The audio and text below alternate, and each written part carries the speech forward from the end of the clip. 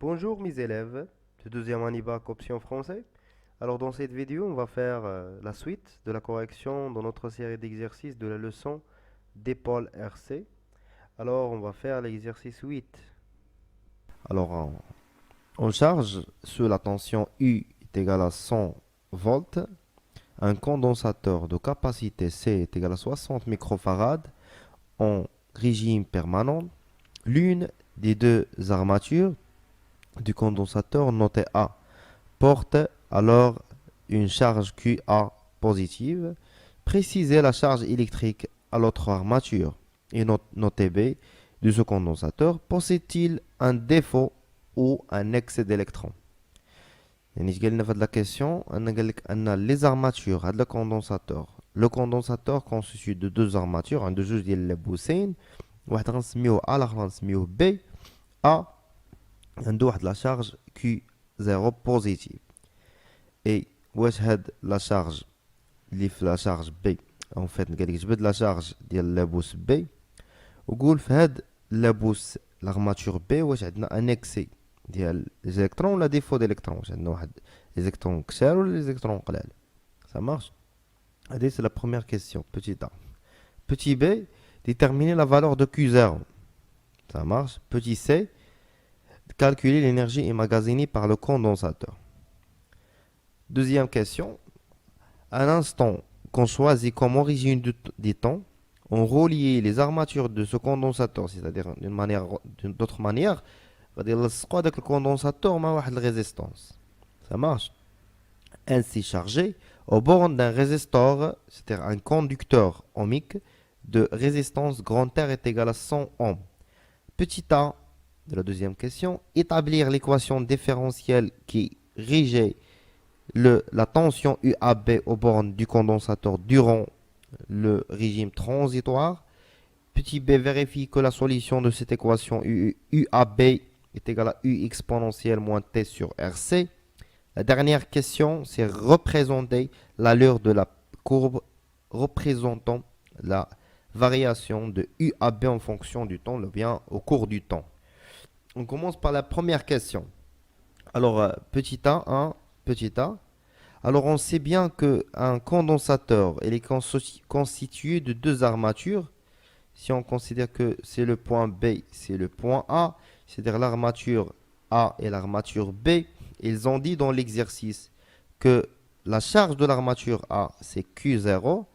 Et d'après le cours qu'on a fait, c'est automatiquement l'autre armature porte l'opposé de cette charge, c'est-à-dire moins Q0. C'est-à-dire QA est égal à Q0 et QB est égal à moins Q0. Et puisque l'armature, pardon, ici EB, ici B, pardon, ici CB. Puisque l'armature B porte une charge négative, c'est-à-dire elle a un excès d'électrons. D'accord? Puisque QB est égal à moins QO, inférieur à 0, donc l'armature B possède un excès d'électrons. C'est clair? Je pense au moins bien. Alors petit a, ou bien petit b, petit b et petit c. Déterminer la valeur de Q0. Toujours dans la première question. Déterminer la valeur de Q0. Alors, on a QA est égal à C fois U. Alors, Q0 est égal à QA. Alors, Q0 est égal à C fois U est égal à C, c'est 60 microfarads, c'est-à-dire on va multiplier fois 10 puissance moins 6 fois 100. On trouve Q0 est égal à 6 fois 10 à la puissance moins 3 coulombs ou bien 6 millicoulombs. Très bien. Alors la deuxième question, c'est calculer l'énergie emmagasinée dans le condensateur. L'énergie électrique. L'énergie électrique emmagasinée dans le condensateur. Par définition, c'est 1 demi CU au carré. Application numérique.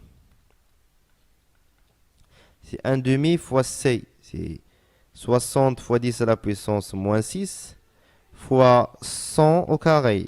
Alors ici, on obtient une valeur qui est égale à 0,3. Alors l'énergie électrique est égale à 0,3 joules. Très bien. On a trouvé maintenant l'énergie emmagasinée par le condensateur. Grand 2, la question 2, bien la deuxième partie de l'exercice. Un instant qu'on choisit comme origine des temps, on relie les armatures de ce condensateur ainsi chargé aux bornes de résistor. C'est-à-dire on va de c'est-à-dire dans ce cas on va monter le condensateur A B avec un résistor de résistance R en série. On a bien sûr ici I, UR, UC. Alors, petit a, c'est établir l'équation différentielle. Alors, UC, c'est UAB.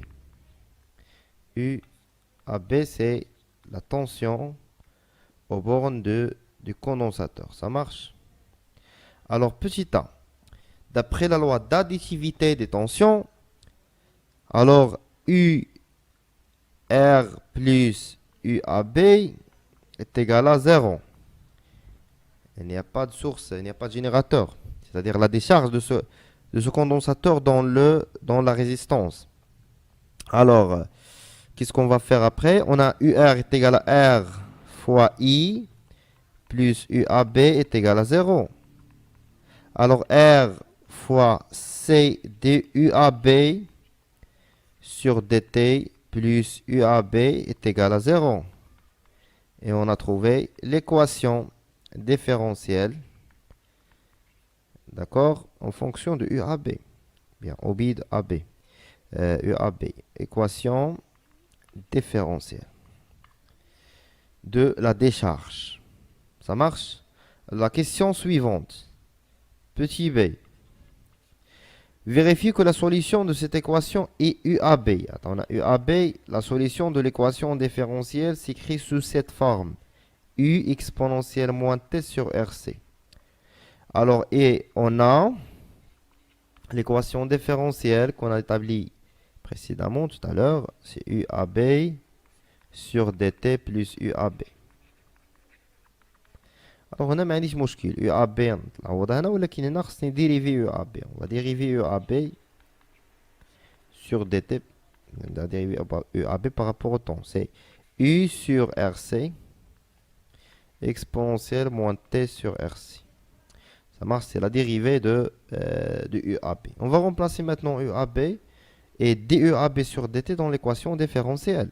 C'est-à-dire RC fois moins U sur RC exponentielle moins T sur RC plus U exponentielle moins T sur RC est égal à 0.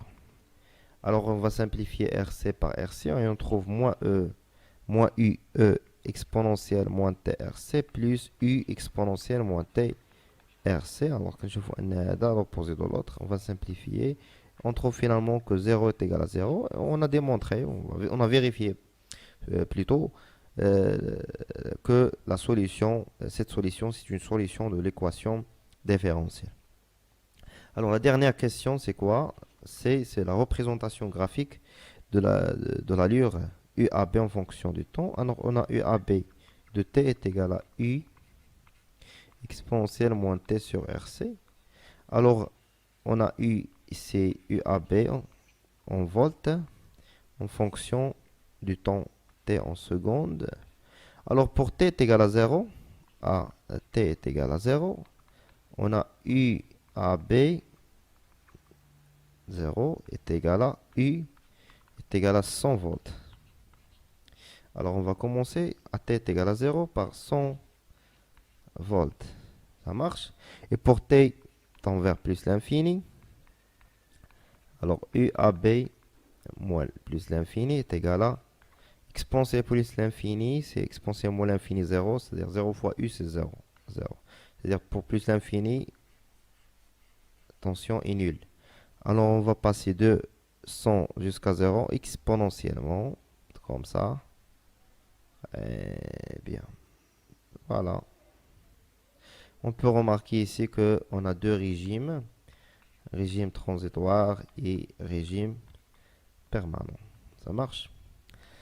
Bon, on est arrivé à la fin de l'exercice. Merci pour votre attention. N'oubliez pas d'abonner dans la chaîne, partagez aussi avec votre classe et au revoir. Bon courage.